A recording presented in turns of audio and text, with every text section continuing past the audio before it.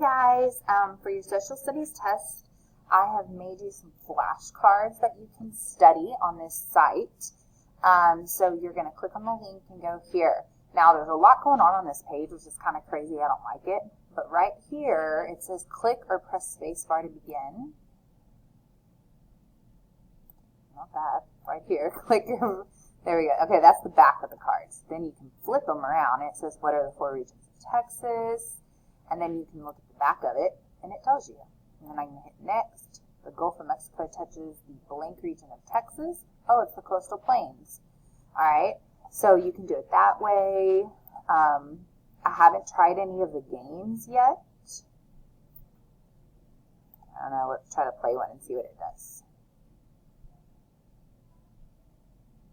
Match the inscription on the jewel with the note on the vault. Match 3 jewels or more, and I'll give you a bonus coin. Be efficient. Okay, let's try.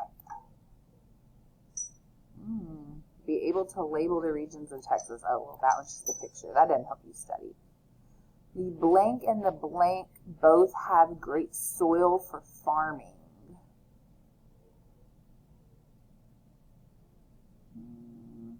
Ooh, that one. That one? Yeah. The Comanche live in the plains.